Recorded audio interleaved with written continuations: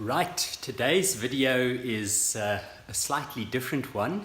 It's an interview which was recorded right here at my desk with Professor Ola Sigurdson, who is from Gothenburg University in Sweden, where I spent part of my sabbatical last year. Ola is a great friend and colleague, a really great systematic theologian, has written a number of very important books. I particularly enjoyed the book that he wrote on Slavoj Žižek and Terry Eagleton, Theology and Marxism. It was a great book.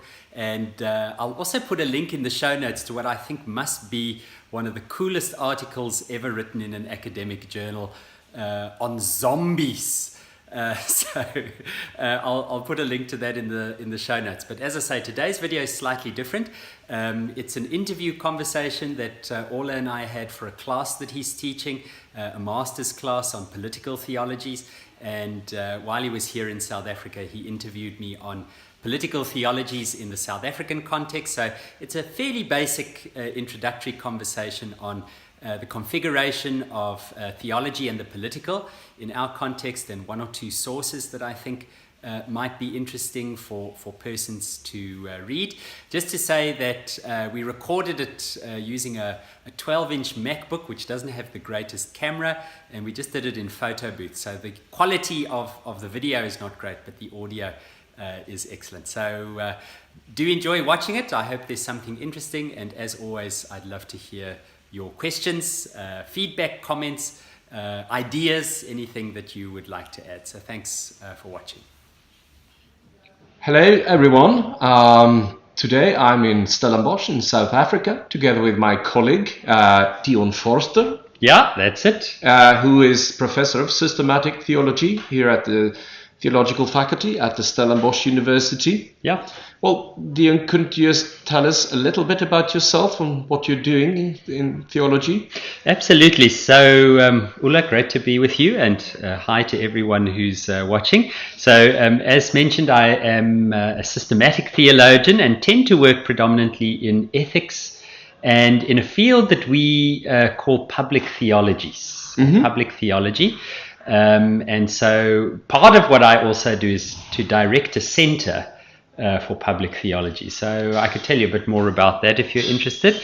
But my own research interests are mainly in political theologies. And I've just published a book on the politics of forgiveness, which was more sort of dealing with hermeneutics and the ways in which social identity influences our understanding of forgiveness, particularly in South Africa, given our history, how black and white South Africans construct notions of forgiveness differently. And I'm now working on a second book, which is more a theological, philosophical engagement with these notions of both identity and forgiveness. Okay, right. Maybe we should also mention that between the University of Gothenburg and Stellenbosch University, we have a collaboration. So you might have seen, those of you who have been at campus in Gothenburg might have seen Dion there. With my little yellow folding bike. Yeah, that was a great... I was there in November 2018. It was wonderful. I love Gothenburg. Oh, good. I love Stellenbosch. This course that we now have on political theology, we're reading classical texts or classical authors, maybe. We're reading Carl Schmitt. They read my book on Žižek and Eagleton. One of my favorites. Oh, thank you. We're also reading John Milbank and Adrian Pabst, The Politics of Virtue, and the book by Zaba Mahmood, Politics of Piety, yes. And as a textbook, the Erdman's Reader of Political Theology. Great. This is very European, or at least Western text. Are these at all relevant in South Africa? Or would you read something else? Well, I mean, the answer is probably yes and no. I mean, we certainly would engage, I think, all of the authors and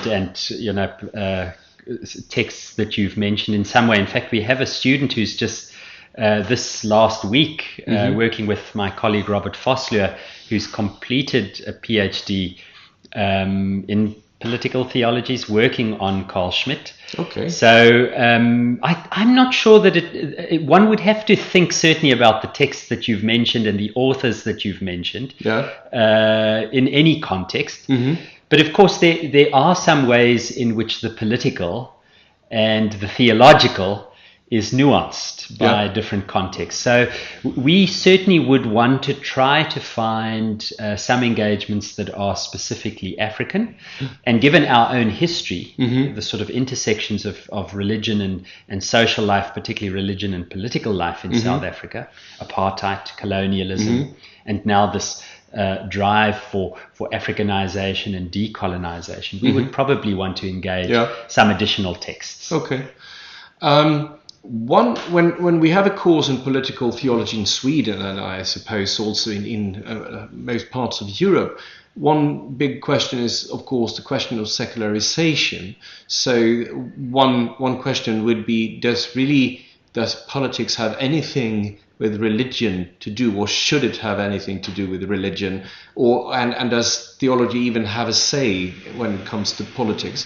It's not exactly the same in South Africa, is it? So this is a very interesting thing, and quite a bit of my research is in this area. In fact, while in Gothenburg, I had 2 articles published in this field looking specifically at the intersections of politics and religion. Africa is, as you know, a deeply, deeply religious continent, and sub-Saharan Africa is very Christian. And so much of social life and social identity is dominated by the religious, and in particular forms of Christianities in the African subcontinent. In South Africa, 85% of our citizens self-identify as Christian in some form or another. And that shapes certainly, the ways in which people think about the world, either overtly, so through choice, or in much more subtle kind of ways. I mean, we often see the intersections of African culture, forms of Christian religion, having a very, very significant influence, for example, on gender roles in society, who occupies positions of leadership, what kind of public functions are acceptable for men and women. And then, of course, some of the things that you've mentioned already, just the construction of public space and the political in those spaces. Is the both?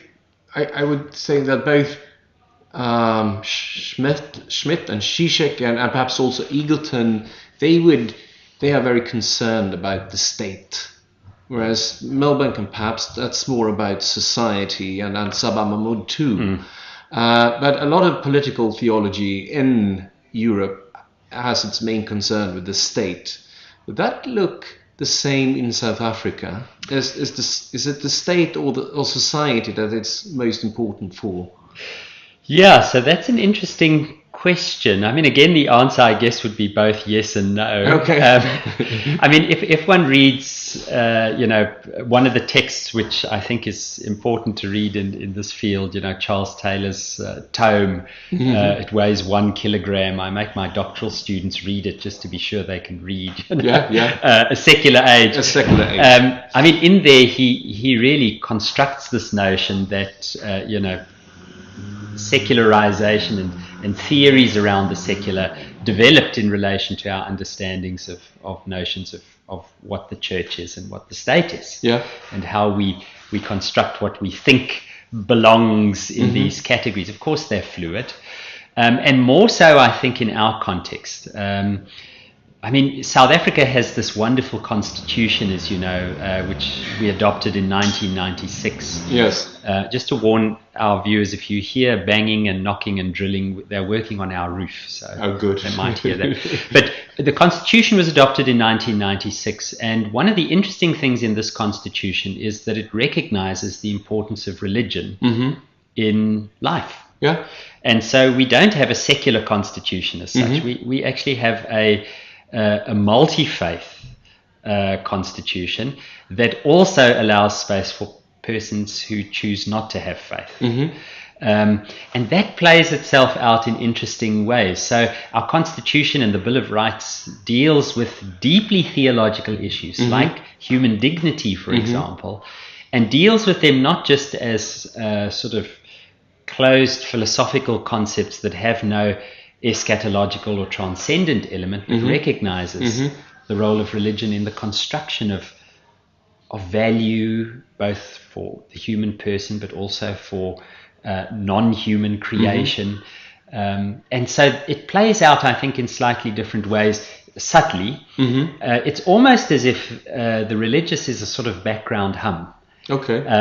In South Africa. We everything in some ways is affected either overtly or tacitly by religious beliefs. I mean, if you think about it, our previous president, who had to resign because of corruption charges, Mr. Zuma, peace be upon him, and our Chief Justice Mogoeng, the leader of the main opposition party, the Democratic Alliance, Mmusi Maimane, all three of these individuals were ordained as pastors by churches. Even Mr. Zuma, although I think that was more of a sort of party political ploy, he wanted to capture constituency, this 85% of the population, by saying, well, I'm one of yours, But I mean, he certainly uses overtly religious rhetoric. In the article that I wrote and spoke about in Sweden, I have some quotes from speeches that he gave where he said, if you vote for the particular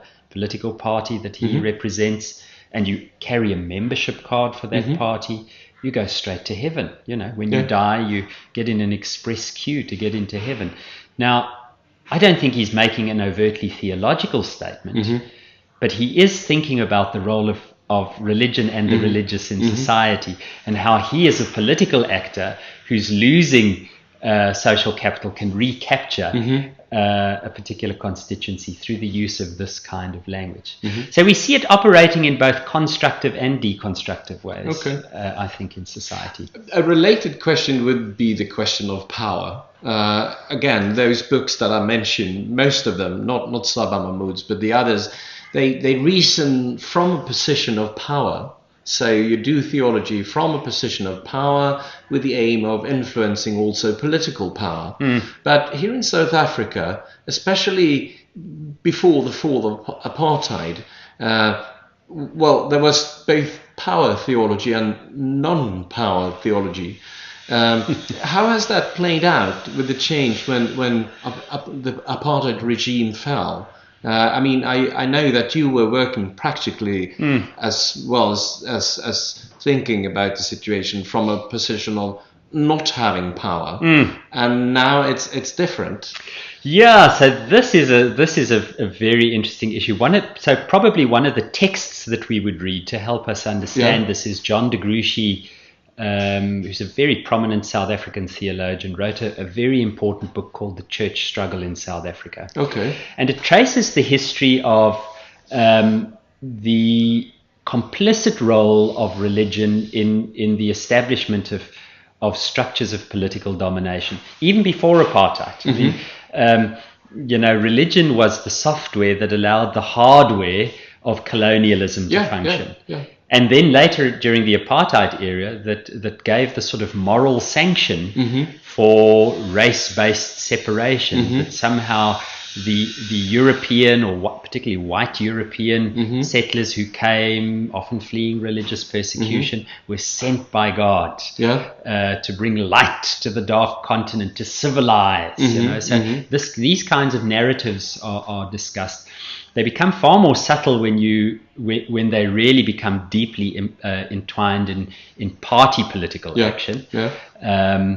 But I mean, that took a very particular kind of engagement. The Kairos document, 1985, I think was one of the most important shifts in that, where previously certain sectors of the church, so for example the denomination that I belong to, mainly the English-speaking, but also the Afrikaans-speaking, but the English-speaking mainline churches, Methodists, Anglicans, Catholics, spoke out against the state. But the Kairos document, for the first time, spoke out against the church. and said there are certain kinds of theologies, which are called church theologies, Mm-hmm. which disengage the church from society Mm-hmm. and political engagement, and then what they called state theology, Mm-hmm. that actually overtly support the state, that say, Yeah. well, the church has a responsibility to engage in nation building. I mean, can you imagine Yeah. anything as heretical as that? Subverting, or placing the ministry of the church under the aims of a national state or a political entity. And they said what we need prophetic theology, and prophetic viewed in the sense of the tradition of the Tanakh, the Hebrew scriptures. Yeah. The prophets who listened for the voice of God and often engaged both the religious leader and the political leader to say, you're in error. If you continue in this way, you'll face judgment. So that kind of theology is what they advocated for. Let me say just one last thing. This has been a very rambling and long answer. We recognized that we needed a certain kind of theological and practical activism to engage both church and state towards the new South Africa. We needed something that would do that. But as we've seen in the 25 years since democracy, power is a difficult thing to deal with. Yeah. So whereas previously it was the Dutch Reformed Church and the National Party, now it's the African National Congress and the Methodist Church of Southern Africa, denomination I belong to. Yeah. Predominantly black denomination, more than 90%. 65% of parliamentarians say they're members of this church. But we see ongoing radical economic inequality, massive human rights abuses, the destruction of and erosion of moral values, rampant capitalism, the re-emergence of identity politics and racial politics in South Africa. And these are members of my church. So we need a different kind of activism in democracy to hold both the church and the state accountable, I think. Okay. We're going to wrap this lecture up, but do you have some, two things. Do you have some book or something to read, to recommend to students that are interested in political theology and wants to know something about what, not necessarily about South Africa, but what you would be reading here? So probably other than the texts which you've mentioned, I would mention again, Charles Taylor's work. We tend to read. We've also recently found that our students are reading the work of James Smith, this 3-volume series that he wrote on cultural liturgies. Well, he's an American theologian. He's a Pentecostal, or was a Pentecostal. But what's interesting there is the way in which he does theology. He emphasizes the importance of desire and affect. And in Africa, we have this strong sense of, reason is important, but we recognize that there are some aspects of our theological work which is before we come to reasoning. It's how we feel and what we desire and what we long for and what we aspire for. So that would be interesting. But specifically South African sources, I would say the work of John de Gruchy. Alan Busak's work is incredibly important, very prolific author. And then if anyone is interested in the construction of South African political theologies, the work of Richard Elphick, who is a church historian, Elphick. He wrote 2 important books. The one is called The Equality of Believers, and the other one I think is called A History of Christianity in Southern Africa. And he approaches both through this lens of political theology. All right. So, and the final question will be, what is there? This might be a hard question to get just like that, but what would you say to students of political theology they're not only in Sweden, because we do have the course online as well, so they could be anywhere in the world, but it's definitely so that our course is Western centered. Sure. What would you say? Well, I certainly would say that religion matters and theology matters. If I think about the works of people like Agamben and others, who unpack this notion of how religion functions in life, I don't think we can think about society without thinking about religion. So critical, rigorous, well-informed, widely read theology, but kept in conversation with other publics of knowledge in society, you know, with political theorists and historians and sociologists. I mean, this is crucial. If I think about the ways in which Europe is changing and shifting with migration and globalization, and even the role of the religious emerging in different ways because of people coming from different parts of the world, I think political theology is going to play a very, very significant role in how we come to understand and engage our contexts. Thank you. That's a very good note for us to end. Thank you very much, Dion Forster at Stellenbosch University. Thanks, Ola. So thanks for watching the little video. I hope you found it interesting and that there were one or two ideas in there, perhaps reading or further reflection. Please leave a comment in the show notes, or you can be in touch with me on Twitter at DigitalDion, on Instagram also at DigitalDion, on my website dionfoster.com, or search for my Facebook page, Dion A. Foster. Unfortunately, my regular Facebook page, Dion Foster, is full. It's reached its limit. I don't know why Facebook has this arbitrary 5,000 friend limit, but my public page is open to anybody, and that has no limit. So I'd love to hear from you. Remember, it's not a lecture, just a thought, and thanks for watching.